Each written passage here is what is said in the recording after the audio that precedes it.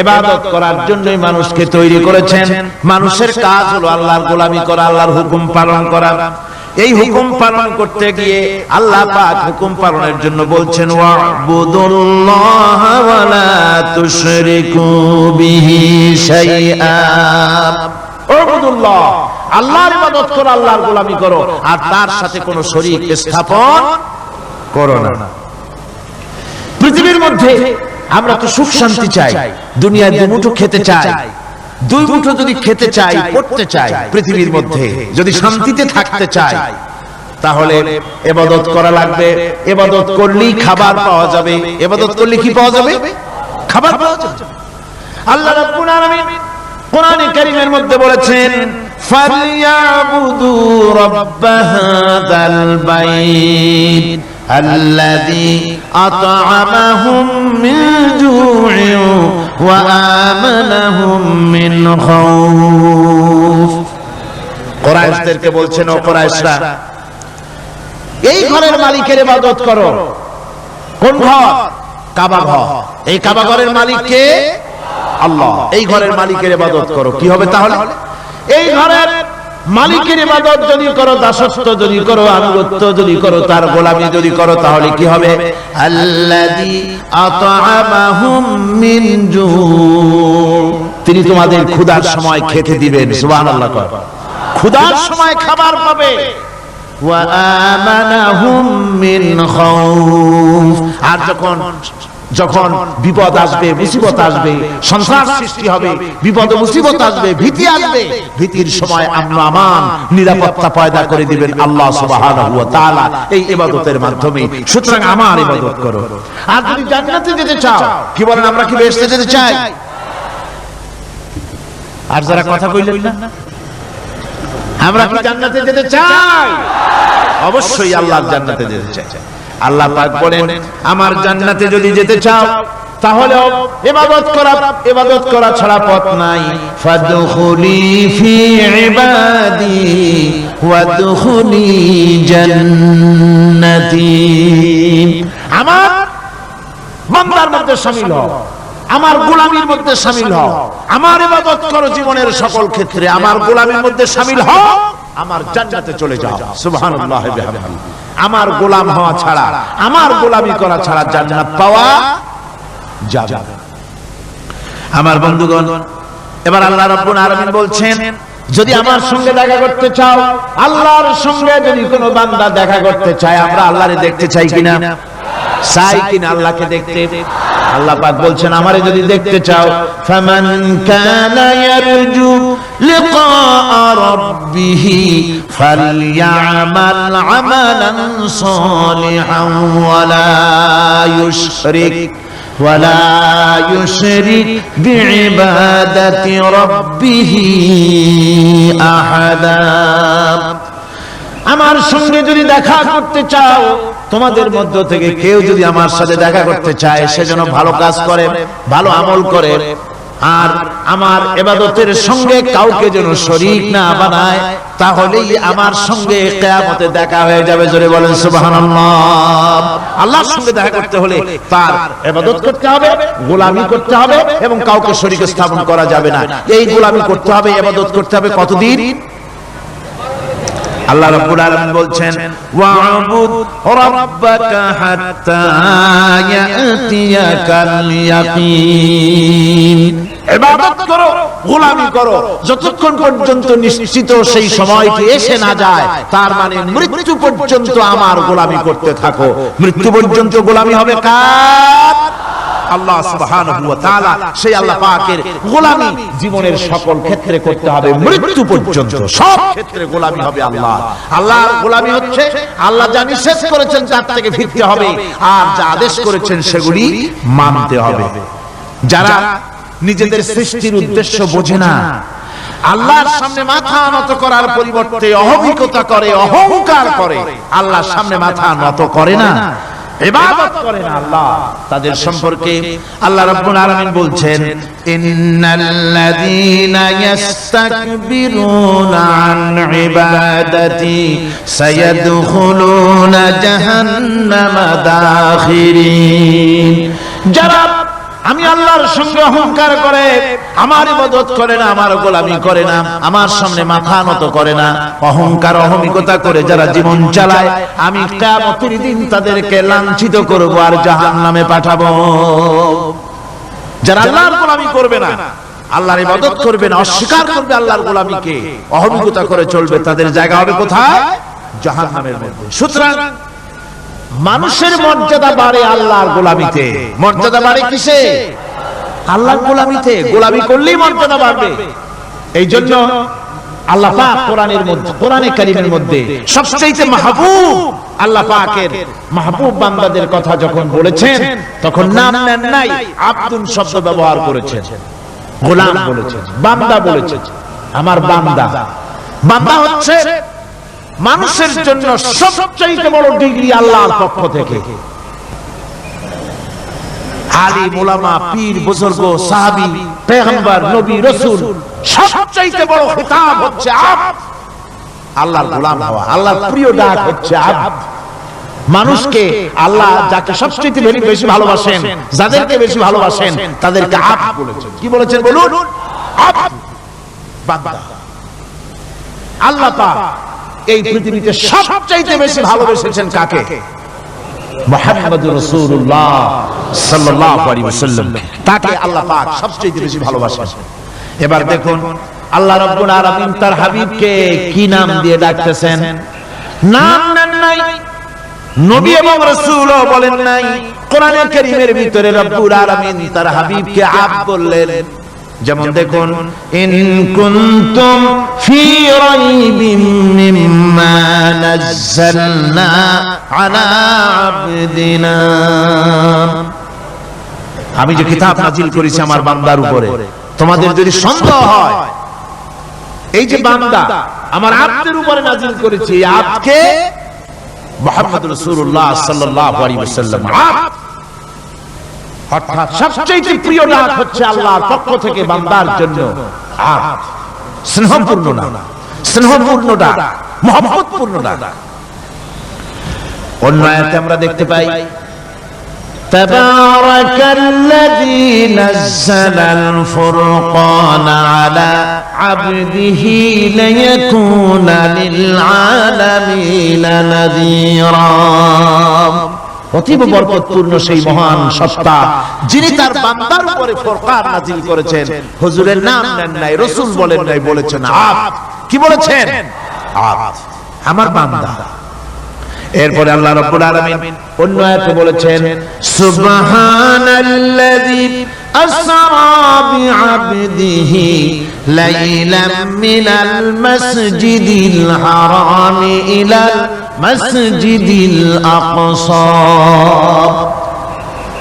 সমস্ত দুর্বলতা, অক্ষমতা থেকে মুক্ত সেই মহান সত্তা যিনি তার বান্দাকে রাতের একটি অংশে ইসরা করিয়েছিলেন। এখানে আব্দ বলে আল্লাহ পাক বুঝিয়েছেন কার কথা? কার কথা বুঝালেন? রাসূল করিম সাল্লাল্লাহু আলাইহি ওয়াসাল্লামের কথা, তার কথাই বুঝালেন। তিনি হচ্ছেন আব্দ। সুতরাং আব্দিয়ত, গোলামি, আল্লাহর গোলামি হলো জীবনের সবচেয়ে বড় কথা। আল্লাহর গোলাম হওয়ার চাইতে বড় আর কিছু নাই পৃথিবীতে। আমরা হচ্ছে আল্লাহর গোলাম। জোরে বলেন আমরা কি?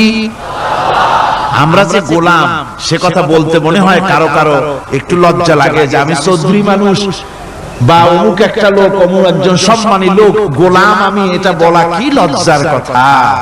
এরকম একটু মনে মনে কোন অসুবিধা কারো হয় নাকি? জোরে কোন তো আমরা কি? কার গোলাম?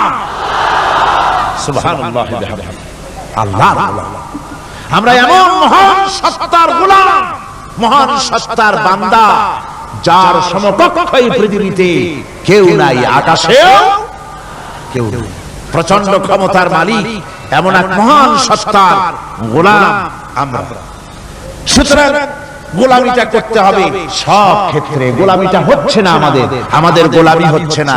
আমাদের জমিনে আমরা জমিন চাষ করি, আল্লাহর গোলামি সেখানে করি না। জমিন চাষ করতে গিয়ে, লাঙ্গল দিয়ে চাষ করতে গিয়ে পরের জমিনের আইল ঠেলে না, এমন এলাকা খুব কম আছে। অবশ্য চট্টগ্রামের কথা ভিন্ন, এখানে ঠেলাঠেলি করে না, এখানেও করে। তো কেমন গোলাম হলাম, জমিনে চাষ করতেছি, পরের জমিনের আইল ঠেলতেছি, যা নিষেধ করা হয়েছে আমরা সেটা করতেছি। আল্লাহ নিষেধ করছেন সুদ খেও না, আমরা সে সুদের মধ্যে যাচ্ছি। আল্লাহ নিষেধ করেছেন জুয়া খেলতে, সেই জুয়া খেলা হচ্ছে। মদ খেতে নিষেধ করেছেন, সেই মদ খাওয়া হচ্ছে। অর্থাৎ যা যা নিষেধ করা হয়েছে সমাজের মধ্যে সেগুলি বেশি করে চলতেছে, ঠিক কিনা? তাহলে কি বান্দা হতে পারলাম? বান্দা হতে পারি নাই, গোলাম হতে পারি নাই।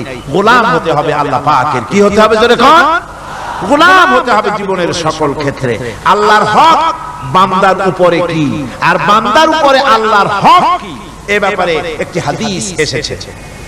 وعن معاذ بن جبل رضي الله تعالى عنه قال كنت رديف النبي صلى الله عليه وسلم على حمار فقال لي يا معاذ أتدري ما حق الله على العباد وما حق العباد على الله। হযরত মুআজ বলছেন, আমি রাসূল করিম সাল্লাল্লাহু আলাইহি ওয়াসাল্লামের গাধার পৃষ্ঠে হুজুরের পেছনে বসা ছিলাম। হুজুর আমাকে জিজ্ঞেস করলেন, মুআজ তুমি কি জানো বান্দার উপরে আল্লাহর হক কি আর আল্লাহর উপরে বান্দার হক কি? কুলতু আল্লাহু ওয়া রাসূলুহু আ'লাম। বললাম আল্লাহ এবং তার রাসূল খুব ভালো জানেন। আমি কি করে জানবো? আল্লাহ এবং তার রাসূল খুব ভালো জানেন। قال حق الله على العباد أن يعبدوه ولا يشركوا به شيئا। বান্দার হক হচ্ছে আল্লাহর উপরে এই যে বান্দার গোলামি করবে আল্লাহ, ইবাদত করবে আল্লাহ, আর আল্লাহর সাথে কাউকে শরীক স্থাপন করবে না। এটা হচ্ছে আল্লাহর উপরে কার হক? বান্দার। আর আল্লাহর হক হচ্ছে বান্দার উপর কি? ওয়া হাক্কুল ইবাদি আলা আল্লাহ আল্লাহ ইউআযযিবা মান লা ইউশরিকু বিহি শাইআ। বান্দার উপরে আল্লাহর হক হচ্ছে যে বান্দা আল্লাহর গোলামি করবে আর শরীক স্থাপন করবে না আল্লাহর সাথে, আল্লাহ তাকে শাস্তি দিবেন না। সুবহানাল্লাহ ওয়া বিহামদিহি। আল্লাহ তাকে আযাব দিবেন না, আল্লাহ তাকে শাস্তি দিবেন না। সুতরাং তাওহীদের আকীদা মজবুত হতে হবে। আখিরাতের কামিয়াবি এর উপরে নির্ভরশীল।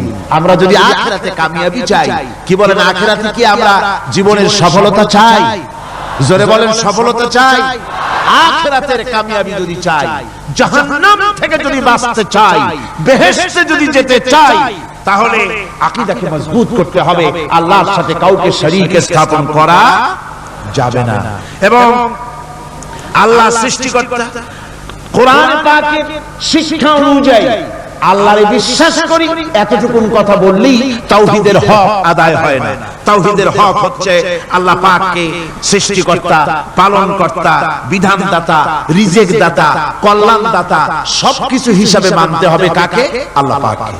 জোরে সরে বলুন, কাকে মানতে হবে? সমস্ত ক্ষমতা হচ্ছে আল্লাহ। সমস্ত ক্ষমতা কার?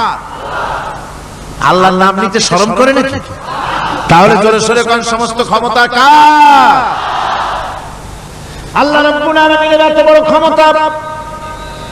সাগরকে নগর বানাতে পারেন, নগরকে সাগর বানিয়ে দিতে পারেন, এতিমকে রাষ্ট্রের মালিক বানায় দিতে পারেন, ধনীকে গরিব বানায় দিতে পারেন, গরিবকে ধনী বানায় দিতে পারেন, মৃত্যুকে জিন্দা করতে পারেন, জিন্দাকে মৃত্যু করে দিতে পারেন, পথের লোককে ধরে প্রেসিডেন্ট বানায় দিয়া ফুলের মালা দিয়া গলা থেকে পা পর্যন্ত ভরে দিতে পারেন। আবার আল্লাহ যদি নারাজ হয়ে যান, প্রেসিডেন্টের ফুলের মালার পরিবর্তে জুতার মালা গলায় দিয়া জেলখানার মধ্যে ঢুকাইয়া দিতে পারেন। তাহলে ক্ষমতাটা কার? বিশ্বাস করেন? সমস্ত ক্ষমতার মালিক আল্লাহ। আকীদা মজবুত হতে হবে। আমার মুসলমান ভাইরা, আকীদায় গড়বড় যদি হয়ে যায়, তাওহীদ বুঝতে যদি ভুল করেন, জীবন বরবাদ হয়ে যাবে। আর কিছু যদি না পারেন, অন্তত ঈমান ও আকীদাকে মজবুত করে যদি আল্লাহর দরবারে উঠতে পারেন, ফাকাদ ফাযা ফাওজান আযীমা। বিরাট কামিয়াবি আসবে কিয়ামতে যদি আকীদাটাকে মজবুত করে না ওঠা যায় আল্লাহর দরবারে।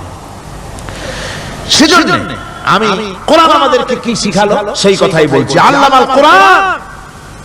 কোরআন কি শিখাইছে? তাবিজ শিখায় নাই।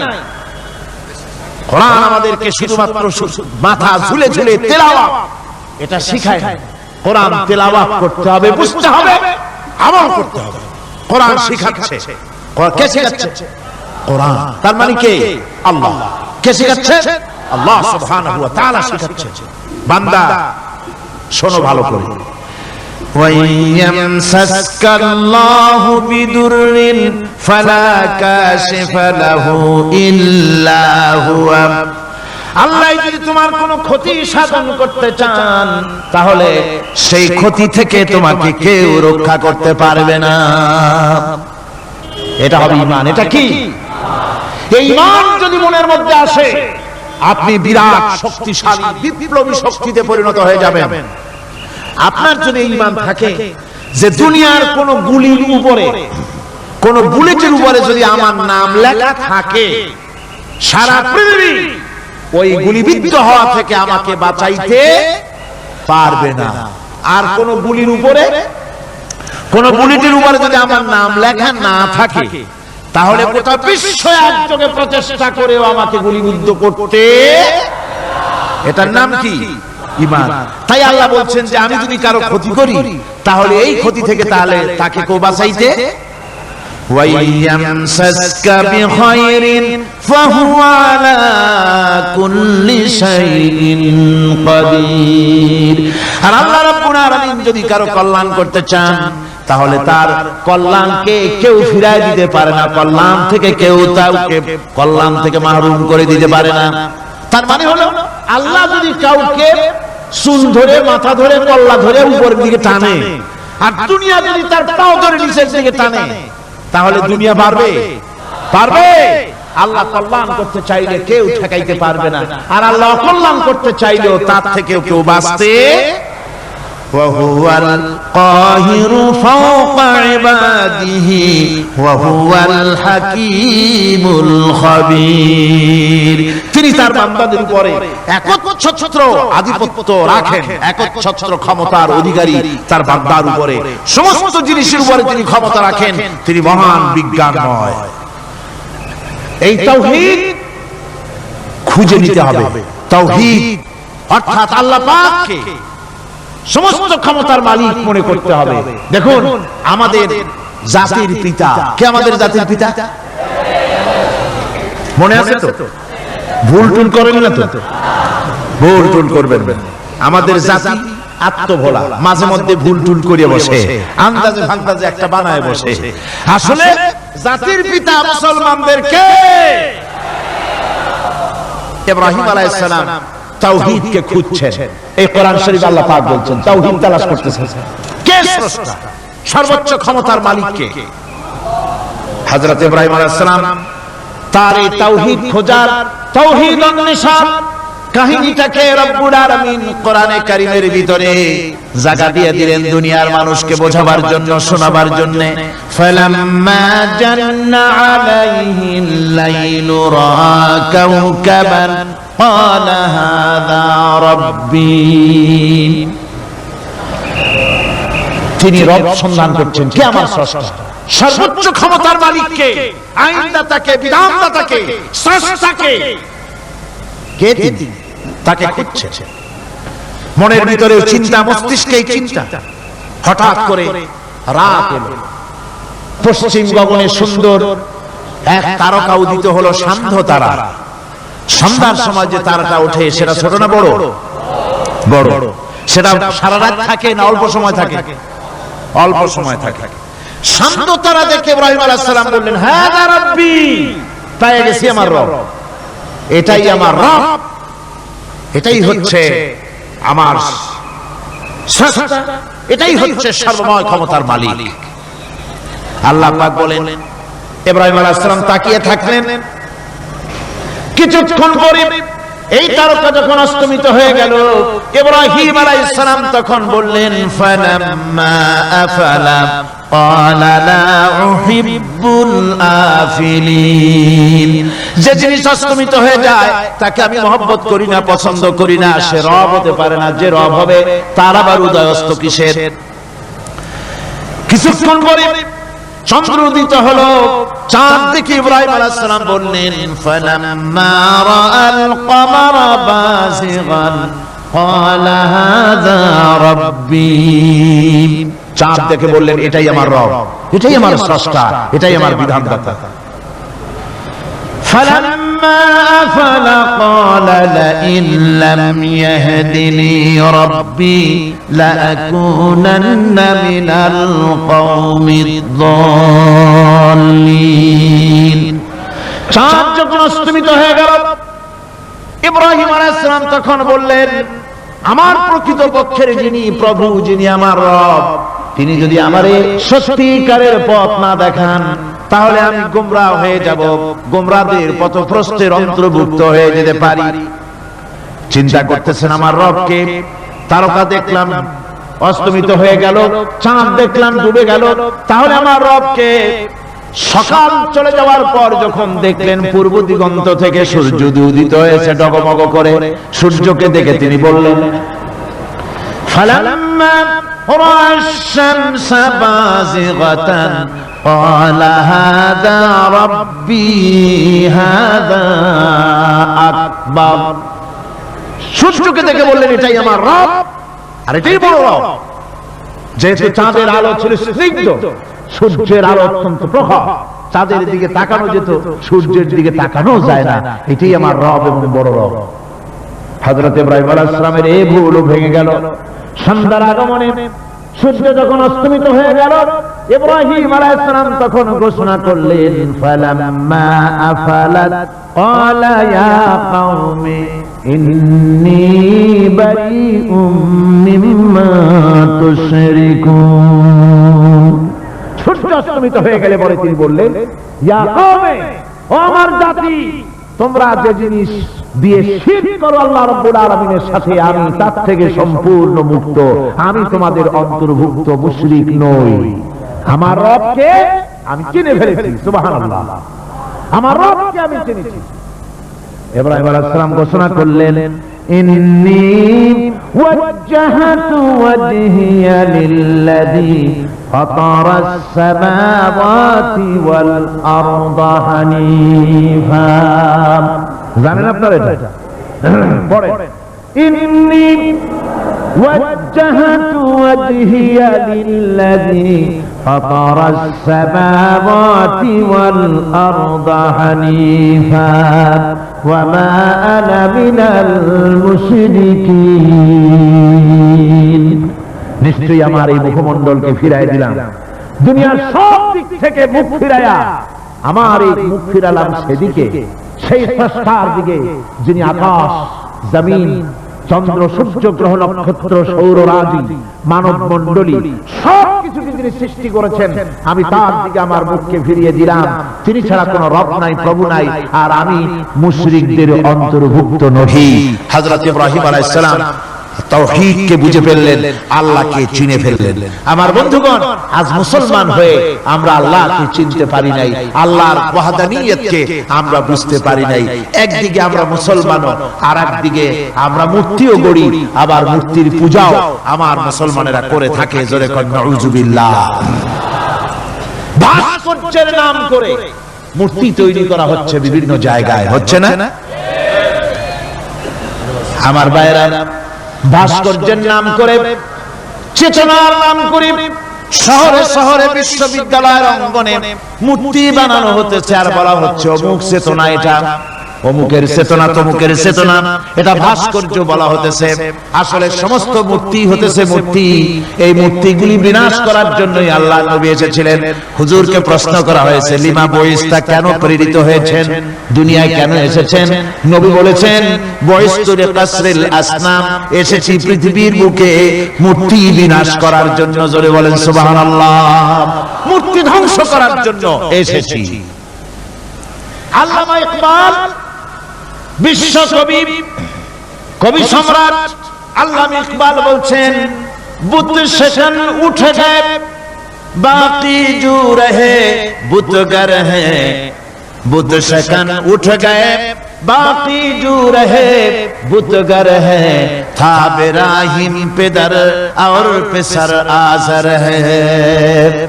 বুত সেশন উঠ গয়ে, যারা প্রতিমা ভাঙতে এসেছিল পৃথিবীতে তারা বিদায় হয়ে গিয়েছেন। আজকে যারা বেঁচে আছে তারা ইসলামের নামে, মুসলমানের নামে প্রতিমা তৈরি করছে, মূর্তি তৈরি করছে। और पिसार आजर है एक समय छिलो एमन যখন আজরের ঘরে ইব্রাহিম পয়দা হয়েছে আর আজ ইব্রাহিমের ঘরে আজর পয়দা হচ্ছে। বন্ধুগণ, আল্লাহর ইবাদত পরিপূর্ণভাবে আল্লাহর জন্যই হতে হবে।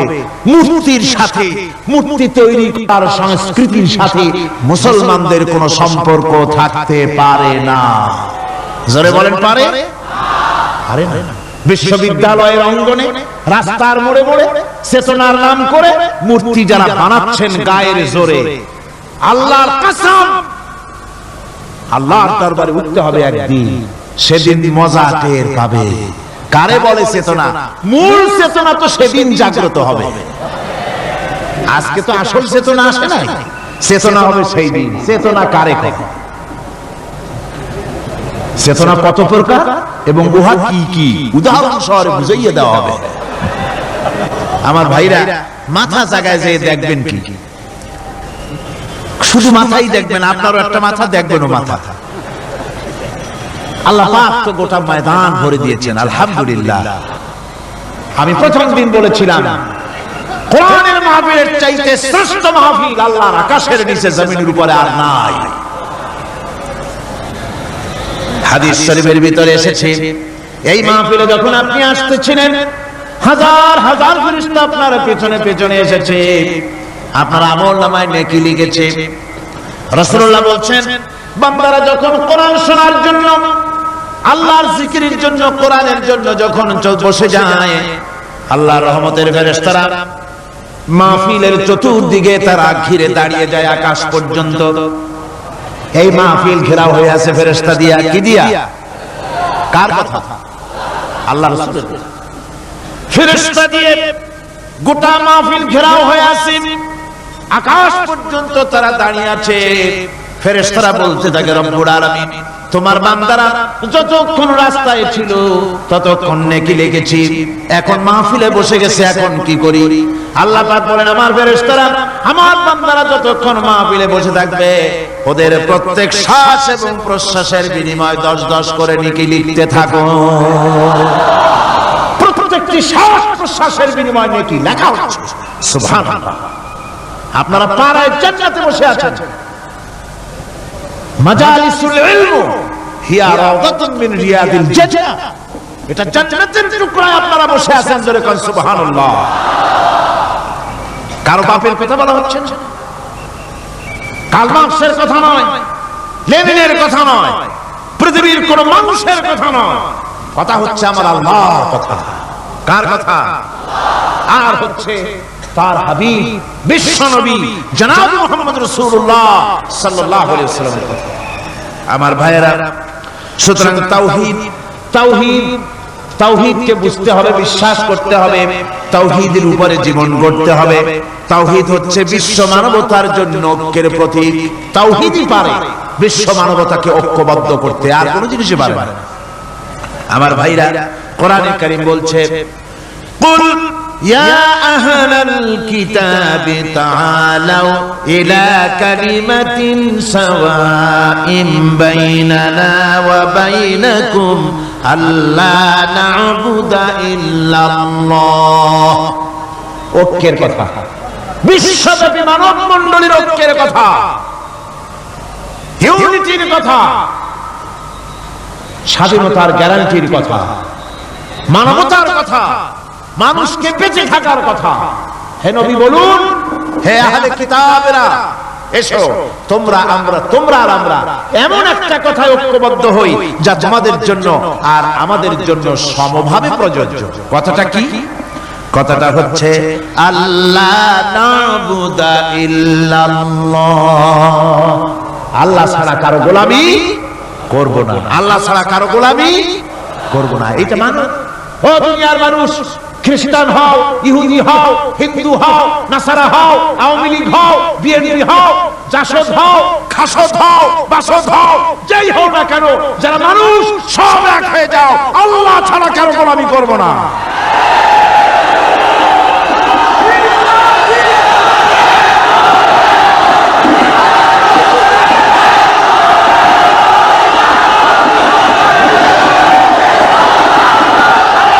এটাই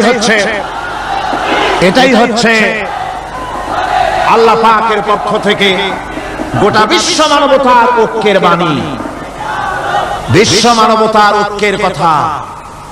আল্লাহ না'বুদা ইল্লাল্লাহ, আল্লাহ ছাড়া কারো গোলামি করব না। এ কথা মানতে কারো অসুবিধা আছে? তিনি স্রষ্টা সুবহানাহু ওয়া তাআলা। তিনি বলছেন, পৃথিবীর মানুষেরা তোমাদের সৃষ্টি করেছি আমি, সুতরাং ঘোষণা করো আল্লাহ ছাড়া কারো গোলামি করব না, সকলের জন্য। কি সুন্দর কথা, সাওয়াইন বাইনানা ওয়া বাইনাকুম, তোমাদের জন্য আর আমাদের জন্য সমান। তোমরাও আল্লাহরে মানো, আমরাও আল্লাহরে মানি, সুতরাং আল্লাহর গোলামি করতে অসুবিধা কোথায়? ওয়ালা তুশরিকা বিহি শাইআ, আর আল্লাহর সাথে কারো শরীক স্থাপন করো না। ওয়ালা ইয়াত্তাখিযা বা'দুনা বা'দান আরবাবাম মিন দুনিল্লাহ, আর আল্লাহ ছাড়া কাউকে রব বলে মেনে নেব না, সুপার পাওয়ার বলে মেনে নেব না, আইনদাতা বিধানদাতা হিসেবে মেনে নেব না।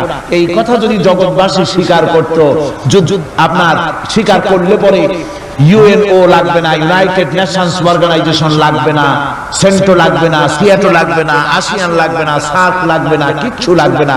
এই তিনটা কথা মানলেই সারে দুনিয়াবাসী। কয়টা কথা? আজকে শান্তি হয়ে গেছে পৃথিবীর মানুষের কাছে। সোনার হরিণ, সোনার হরিণ আছে নাকি? নাই। সোনার হরিণ যেমন ঘোড়ার ডিম, ঘোড়ার ডিম বোঝেন তো, নামে আছে কাজে নাই।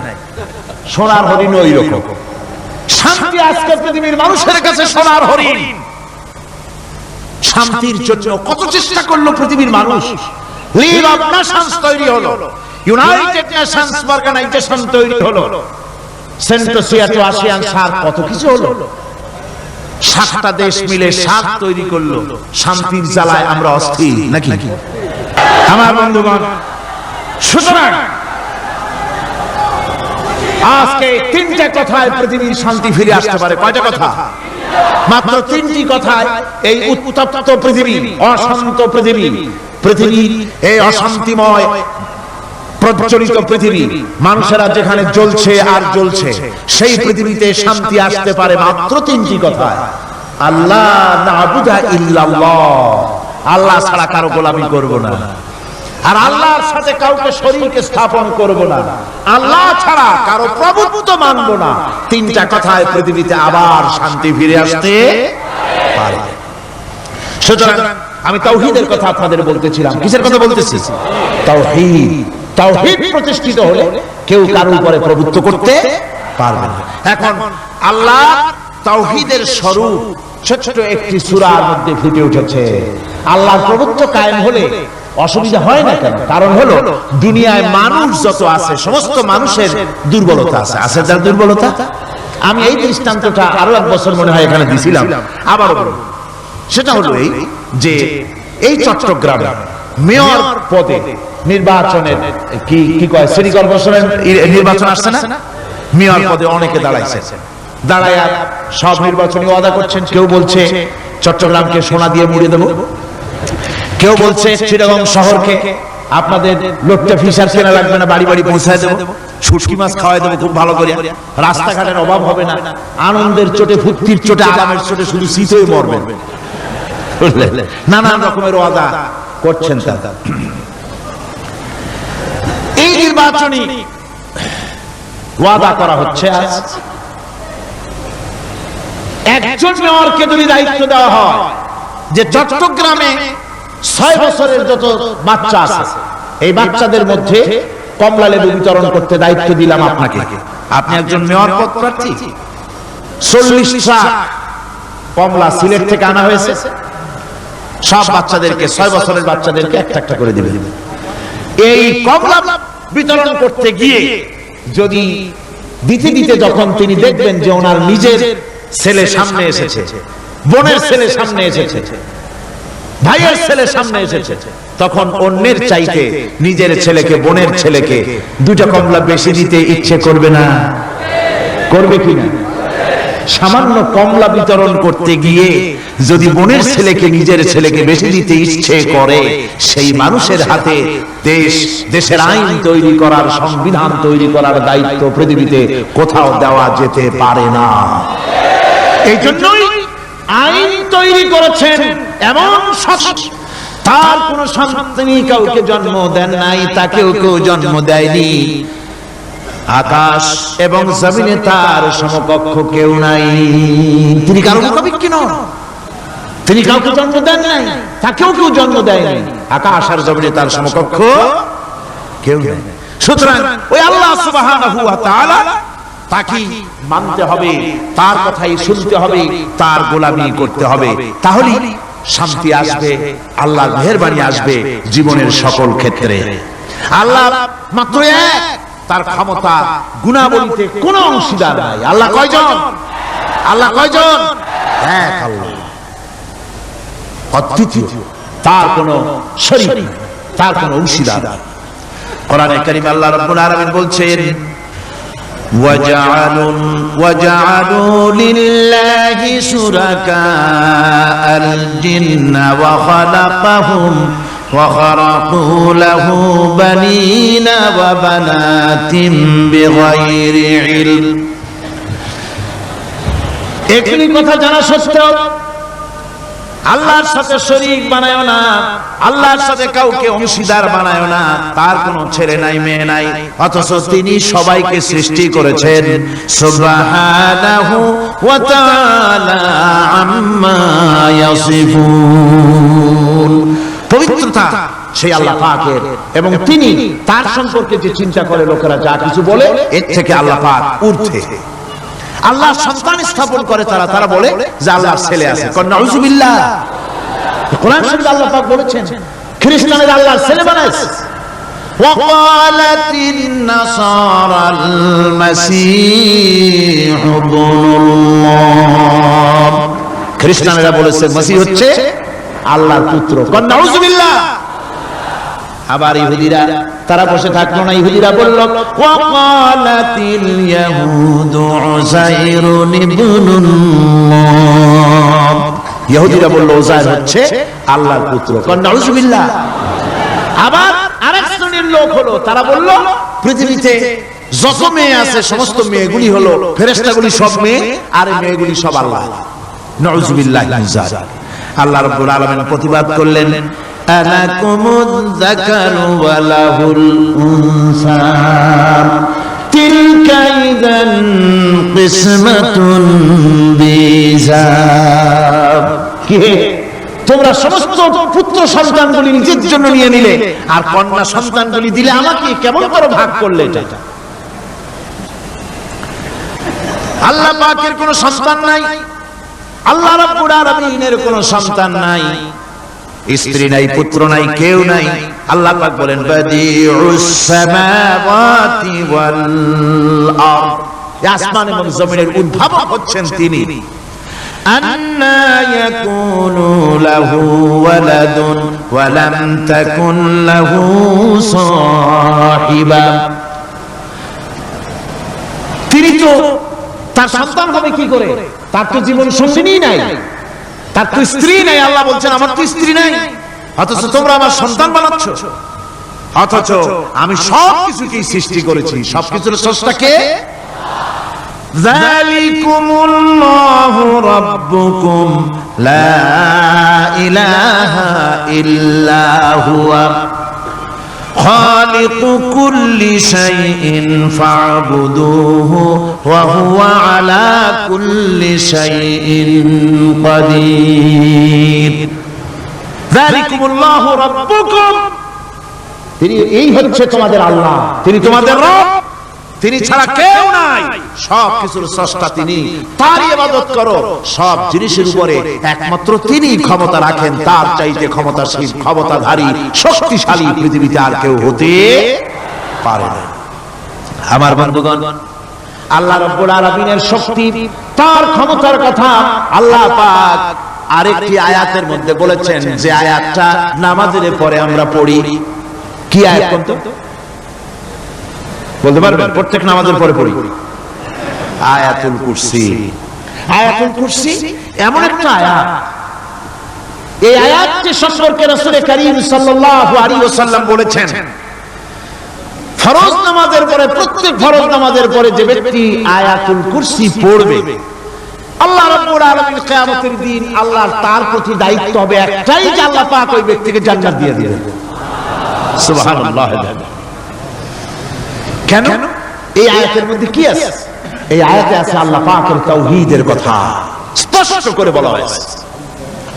আল্লাহু লা ইলাহা ইল্লা হুয়াল হাইয়ুল কাইয়্যুম। পড়েন সবাই, আল্লাহু লা ইলাহা ইল্লা হুয়াল হাইয়ুল কাইয়্যুম। আল্লাহ তিনি, যিনি ছাড়া কোনো ইলাহ নাই, তিনি সদা জাগ্রত, তিনি চিরঞ্জীব। লা তাখুযুহু সিনাতুন ওয়ালা নাওম।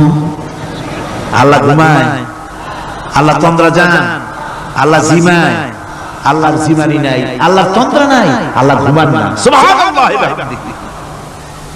অহরহ তার সামনে রয়েছে গোটা পৃথিবী, গোটা আকাশ জমিন, সমস্ত সৃষ্টি জগৎ তার সামনে।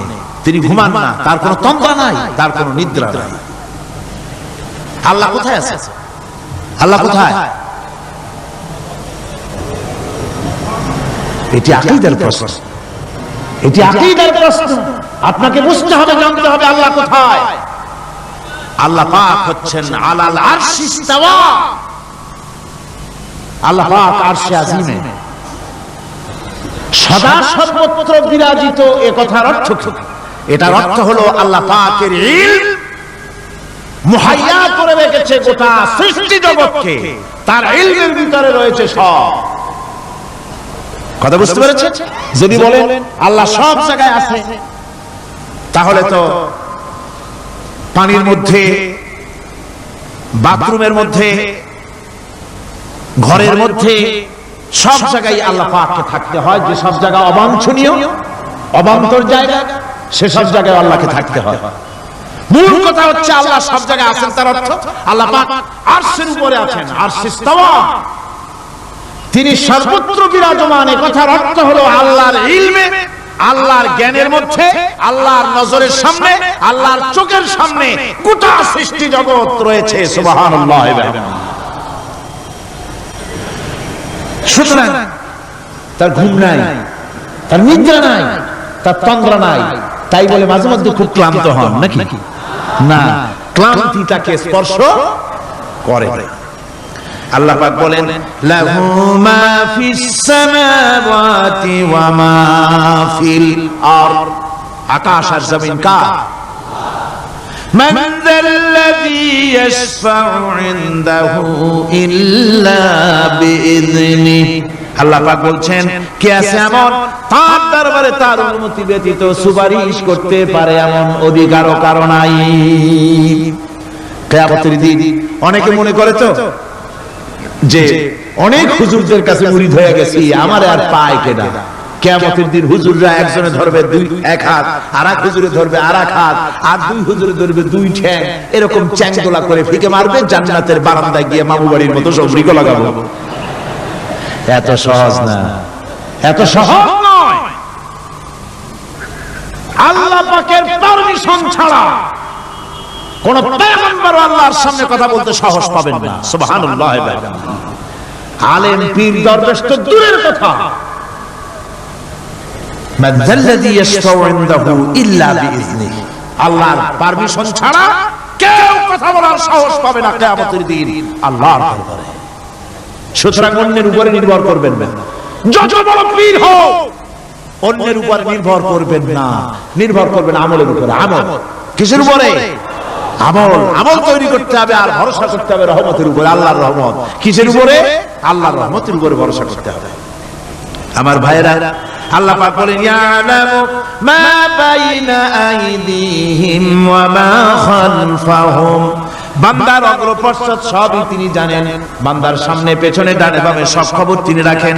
ওয়ালা ইউহিতুনা বিশাইইন মিন ইলমিহি ইল্লা বিমা শা। আল্লাহর জ্ঞাত বিষয়সমূহের মধ্যে মানুষের কোনো অধিকার নাই আল্লাহর জানা বিষয়গুলি আয়ত্ত করে এমন অধিকার কোনো মানুষের নাই। তবে আল্লাহ ইচ্ছে করে যদি কিছু তার নিজের জ্ঞান থেকে জানান সেটা স্বতন্ত্র কথা। ওয়াসিআ কুরসিয়্যুস সামাওয়াতি ওয়াল আরদ, তার সাম্রাজ্য সমগ্র আকাশ এবং জমিন জুড়ে তারই সাম্রাজ্য। সাম্রাজ্য কার? রাজত্ব কার? বাদশাহী কার? ওয়ালা ইয়াউদুহু হিফযুহুমা ওয়া হুয়াল আলিয়্যুল আযীম। এই সবের রক্ষণাবেক্ষণ এমন কোন কঠিন নয় যা তাকে ক্লান্ত করে দিতে পারে। সুবহানাল্লাহি ওয়া বিহামদিহি। আকাশ এবং জমিন সমস্ত সৃষ্টি জগৎ এগুলি এমন কোন ব্যাপার না আল্লাহর কাছে যেগুলি সব কন্ট্রোল করতে গিয়ে তিনি ক্লান্ত হন, শ্রান্ত হন, বিশ্রাম নিতে হয় না। এগুলি কোনো ক্লান্তি শ্রান্তি আল্লাহ পাককে স্পর্শ করেন না। তিনি হচ্ছেন মহান, তিনি এক মহান সত্তা, মহান স্রষ্টা। আল্লাহর জ্ঞান এবং ক্ষমতা সর্বাধিক, সবচাইতে বেশি জ্ঞান এবং ক্ষমতা আল্লাহ সুবহানাহু ওয়া তাআলা, তার চাইতে বড় ক্ষমতা, তার চাইতে বেশি জ্ঞান আর কারো হতে পারে না।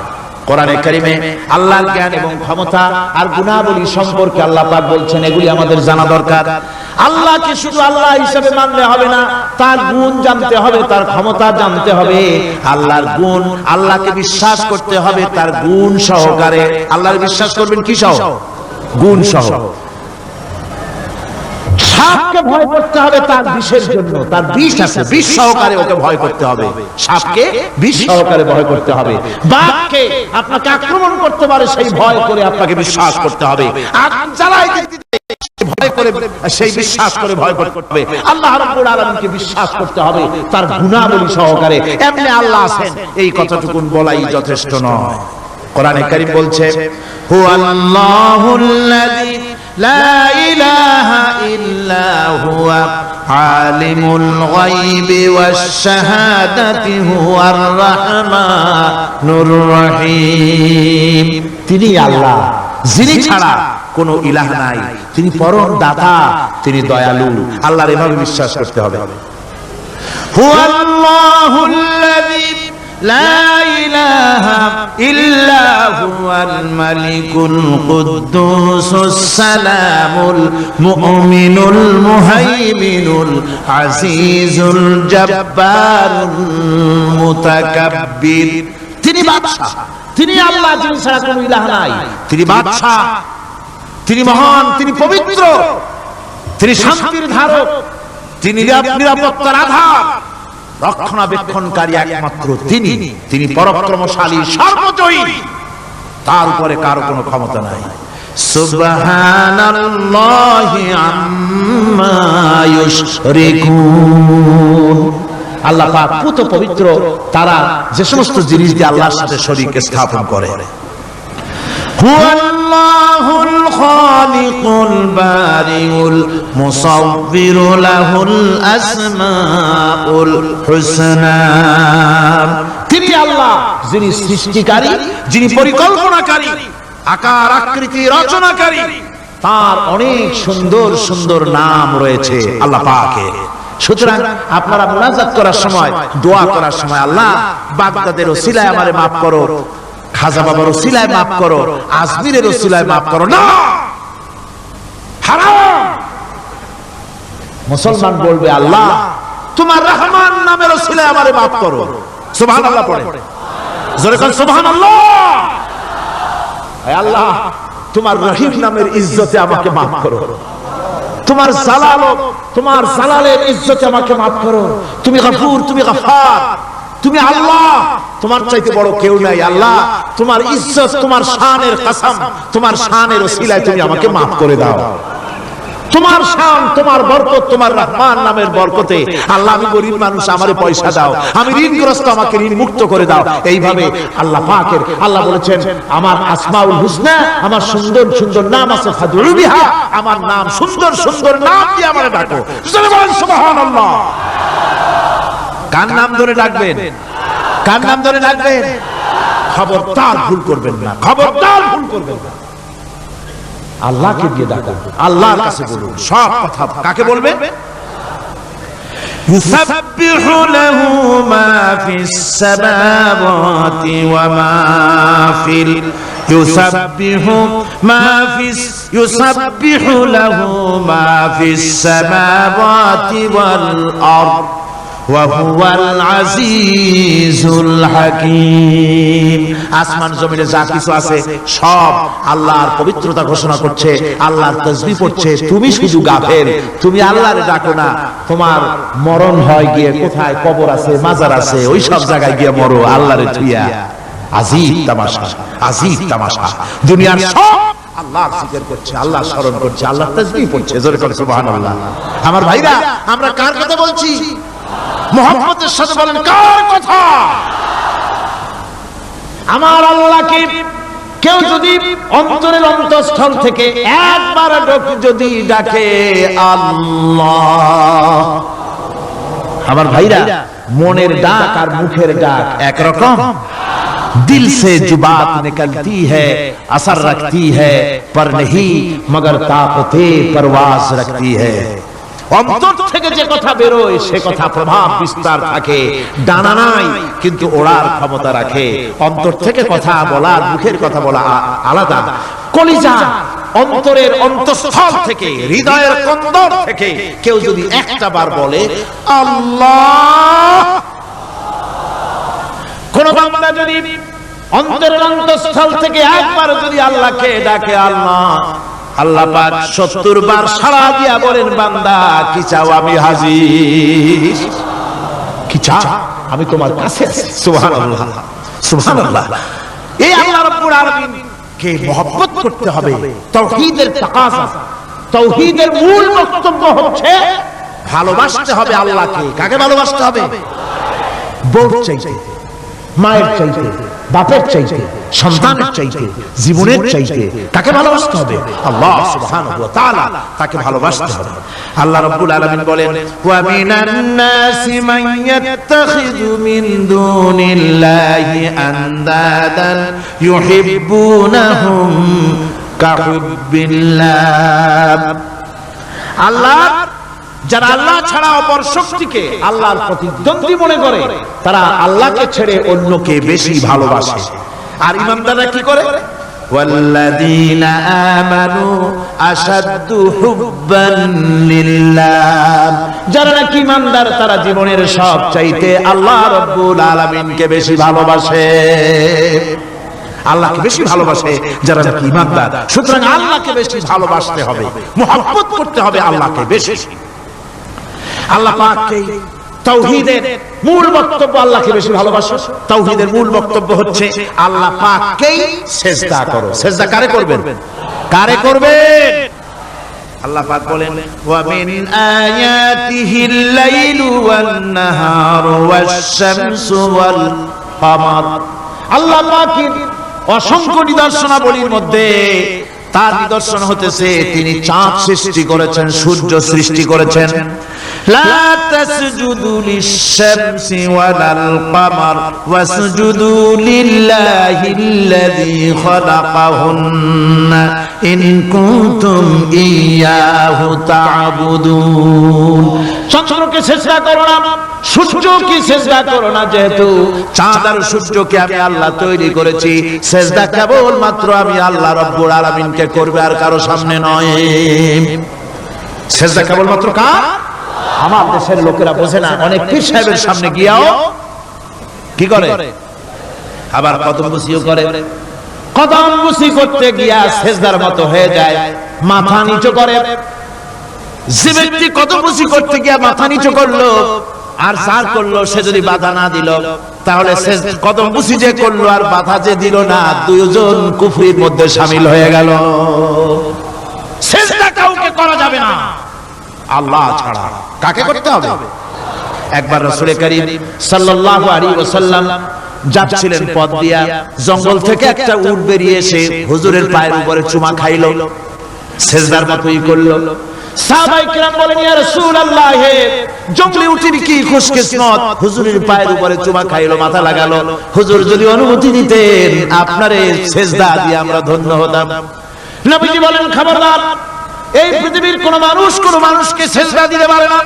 আমি যদি কোন মানুষের জন্য সেজদা করা জায়েজ করতাম, তাহলে দুনিয়ার সমস্ত নারীদের বলতাম স্বামীর সামনে সেজদা দিতে। সেজদা হবে কেবলমাত্র কার? আর কারো হতে পারে না। সুতরাং আল্লাহকে সেজদা দিতে হবে। তাওহীদের মূল বক্তব্য, আল্লাহকে ভালোবাসো, আল্লাহরে সেজদা দাও, আর নামাজ প্রতিষ্ঠা করো। কি করো? وَأَنَا اخْتَرْتُكَ فَاسْتَمِعْ لِمَا يُوحَى। আমি তোমাকে নবী হিসেবে বেছে নিয়েছি, সুতরাং কান পেতে কান লাগায়া ওহীর কথাগুলা শোনো। কি কথা? ইন্নানি আনাল্লাহ লা ইলাহা ইল্লা আনা। ওহীর কথাগুলি কান পেতে শোনো। নিশ্চয়ই আমি আল্লাহ, আমি ছাড়া কোনো ইলাহ নাই। ফা'বুদনি ওয়াকিমিস সালাতা লিযিকরি। অতএব আমার গোলামি করো, আমার দাসত্ব করো, আমার আনুগত্য করো, আর আমার শরণার্থে নামাজ কায়েম করো, নামাজ প্রতিষ্ঠা করো। মুসলমানদের জীবনে সর্বশ্রেষ্ঠ ইবাদত কোনটি? চিল্লায় কোনটি? এই নামাজ সর্বশ্রেষ্ঠ ইবাদত। যে নামাজ, সেই নামাজ আমার দেশের মুসলমানেরা ট্রেনে দেখবেন, ট্রেনে যখন যান দেখবেন নামাজের ওয়াক্ত হলে কয়টা মুসলমানের নামাজ পড়ে। লঞ্চে যান, স্টিমারে যান, দেখবেন কয়জন নামাজ পড়ে। বাজার ঘাটে যান, দেখবেন কয়জন নামাজ পড়ে। নামাজ নাই, নামাজ নাই। লা দীনা লিমান লা সালাতা লাহু। যে ব্যক্তি নামাজ পড়ে না, তার কাছে ধর্ম নাই, ঈমান নাই, কিচ্ছু নাই।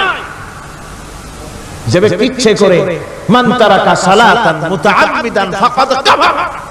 যে ব্যক্তি ইচ্ছে করে নামাজ ছেড়ে দিল, সে কাফের হয়ে গেল। জোরে বলেন, কি হয়ে গেল? সে কুফরি করে। আল্লাহ নবী বলেছেন, যে ব্যক্তি ইচ্ছে করে নামাজ ছেড়ে দেয়, আল্লাহ রাব্বুল আলামিন আর তার রাসূলের সাথে তার সমস্ত সম্পর্ক ছিন্ন হয়ে যায়। কোন সম্পর্ক আর থাকে না। এই নামাজ রাসূল কারীমের ইন্তেকালের সময় শেষ কথা বলেছেন, স্ত্রীর কথা না, মেয়ের কথা না, আত্মীয়দের কথা না, জীবনের শেষ কথা সালাত, আসসালাতু মা মালাকাত আইমানুকুম। নামাজ, নামাজ। আমার বন্ধুগণ, জীবনের শেষ নামাজটি আল্লাহ নবী মসজিদে নববীতে যেতে পারেন নাই, যেতে পারছেন না, হাঁটতে পারেন না। দুইজন সাহাবীর কাঁধের উপরে ভর করে কষ্ট করে তিনি পৌঁছেছেন। বক্তব্য রাখলেন, ও আমার সাহাবীরা, আল্লাহ রাব্বুল আলামিন এই জমিনে তার এক বান্দাকে জাগতিক সব সম্পদ দিয়েছিলেন। সেই বান্দা জাগতিক সমস্ত সম্পদকে উপেক্ষা করে এক আল্লাহর সঙ্গে দেখা করার জন্য প্রস্তুতি নিয়েছেন। কথার অর্থ কেউ কিছু বুঝতো না। হযরত আবু বকর রাদিয়াল্লাহু তাআলা কাঁদতে কাঁদতে বেখতার হয়ে যাচ্ছেন, কাঁদতে কাঁদতে পাগলের মতো হয়ে যাচ্ছেন। সাহাবীরা মনে চিন্তা করলেন, আবু বকর বুড়ো মানুষ, এত কাঁদতে কেন? হুজুর কার না কার কথা বললেন? জ্ঞান বৃদ্ধ, বয়োবৃদ্ধ হযরত আবু বকর বুঝতে পেরেছেন तमाम পৃথিবীর জাগতিক সম্পদ আল্লাহ দিতে চেয়েছেন তার হাবিবকে। তার হাবিব সমস্ত সম্পদকে উপেক্ষা করে মাওলার সঙ্গে দিদার করার জন্য প্রস্তুতি নিয়েছেন। তার মানে হলো অতি বিলম্বে আমরা সাহাবীরা রাসূলের থেকে জনমের মতো এতিম হয়ে যাব। হুজুর বললেন, আজ থেকে মসজিদে নববীর সমস্ত দরজাগুলি বন্ধ হয়ে যাবে, শুধু আবু বকরের দরজাটা খোলা থাকবে। হযরত আবু বকরের কে দায়িত্ব দিয়ে রাসূল পাক হুজরা শরীফে চলে গেলেন। পরবর্তী নামাজের ওয়াক্তে এশা ওয়াক্ত হয়ে গিয়েছে। সাহাবীরা অনেকক্ষণ অপেক্ষা করে হযরতে আবু বকর রাদিয়াল্লাহু তাআলা আনহুকে ইমামতির জায়গায় দিয়ে দিলেন। তিনি নামাজ শুরু করলেন, পিছনে সাহাবারা কান্দা শুরু করে দিলেন। তাদের মনের ধারণা হলো আল্লাহর নবীর পিছনে নামাজ পড়া জীবনে আমাদের আর কিসমতে হবে না। সাহাবারা কাঁদতেছেন, আল্লাহ নবী জ্বরে একবার বেহুশ হয়ে পড়েন, একবার হুঁশে আসেন। নবীজি হুঁশে এসে হযরত আয়েশাকে জিজ্ঞেস করেন, আয়েশা রে এখন কোন সময়? হযরত আয়েশা বলেন, হুজুর নামাজের ওয়াক্ত হয়ে গেছে। সাহাবায়ে কিরাম আপনার অপেক্ষা করে জামাত শুরু করে দিয়েছেন। হুজুর বলেন, দরজাটা খুলে দাও, আমি একটু দৃশ্যটা দেখি। দরজা খুলে দেওয়া হলো। হযরত আয়েশার কাঁধের উপরে ভর করে হুজুর মাথা উঁচু করে মসজিদে নববী নামাজের দৃশ্য দেখে কিছুক্ষণ তাকায় থেকে শুয়ে পড়লেন। হুজুরের দুই চোখ দিয়ে পানি বেয়ে পড়তে লাগলো। হযরত আয়েশা বলেন, হুজুর নামাজের দৃশ্য দেখে কাঁদেন কেন? আল্লাহর নবী বলেন, আয়েশা রে এটা কোনো দুঃখের বাণী নয়, আমার চোখে বাণী এসেছে বড় তৃপ্তির বাণী। আজকে নামাজের যে জামাতের দৃশ্য দেখলাম, এই জামাতকে কায়েম করার জন্য তায়েফের ময়দানে আমার রক্ত দিয়ে তায়েফের ময়দান রঞ্জিত হয়েছে, ওহদের ময়দানে আমার দান্দান্নরাও শহীদ হয়েছে, সাহাবায়ে কেরাম জীবন দিয়েছেন। এই কষ্টের বিনিময়ে আজ জামাত কায়েম হয়ে গিয়েছে। এই দৃশ্য দেখে আমার মনে পড়ল, কিয়ামত পর্যন্ত আমার যত উম্মত পৃথিবীতে আসবে এইভাবে করে তারা জামাত বন্দী হয়ে নামাজ আদায় করবে। আমার ভাইরা, নামাজ হচ্ছে মুসলমানদের জীবনের শ্রেষ্ঠ ইবাদত। সেই নামাজ মুসলমানদের কাছে নাই। নামাজকে ফালতু কাজ বলে মনে করে। আমার বন্ধুগণ, নামাজ পড়বেন, নামাজ পড়বেন, নামাজ ছেড়ে দিবেন না। বলেন তো শয়তান আল্লাহর কয়টা হুকুম ভেঙেছিল? ইবলিস কয়টা হুকুম ভেঙেছে? একটা হুকুম ভাঙ্গা ইবলিস হইছে কি? শয়তান। জোরে কোন কি হইছে? শয়তান হয়ে গেল। একটা মানুষ যদি 24 ঘন্টার ভিতরে 5 ওয়াক্ত নামাজ ছেড়ে দেয়, 5 ওয়াক্ত নামাজের ভিতরে 17টা হুকুম আছে। আল্লাহর কয়টা হুকুম? একটা হুকুম ভাঙার কারণে ইবলিস হয়ে গেল শয়তান। আর 24 ঘন্টার ভিতরে 17টা হুকুম আল্লাহর যারা বরবাদ করে তারা তো শয়তানের বাবা হয়ে যায়। শয়তান দূর থেকে সেলুট মারে যে বাবা তুমি শুধু বাপ না, আমার ওস্তাদও। একটা হুকুম ভঙ্গ করে আমার এই দশা হইছে, আর তুমি 24 ঘন্টা আল্লাহর 17টা করে হুকুম ভাঙো, তুমি তো শয়তান না, শয়তানের চাইতে বেকায়দা। জোরে কর নাউযুবিল্লাহ। নামাজের মধ্যে সিজদা দিবে, মজা পাবেন। নামাজ মেশিনের মতো পড়বেন না, নামাজ পড়বেন মুহাব্বতের সাথে। আল্লাহর সামনে দাঁড়িয়েছেন, কার সামনে? মেশিনের মতো পড়বেন না, দায়সারা গোসল পড়বেন। আল্লাহর নবী বলেন, নামাজের ভিতরে যখন সিজদায় যাবে, সিজদা যখন দিবে তখন মনে করবে তুমি যেন তোমার কপালকে আল্লাহ রাব্বুল আলামিনের কদম মোবারকের উপরে ছেড়ে দিয়েছো। নামাজ ছেড়ে দিবেন। 5 ওয়াক্ত নামাজ আমার যুবক ভাইরা, সর্বশ্রেণীর মুসলমান ভাইরা 5 ওয়াক্ত নামাজ বা জামাত আদায় করবেন। রাজি আছেন? রাজি আছেন? কারা কারা রাজি দেখতে চাই? আলহামদুলিল্লাহ, হাত নামান।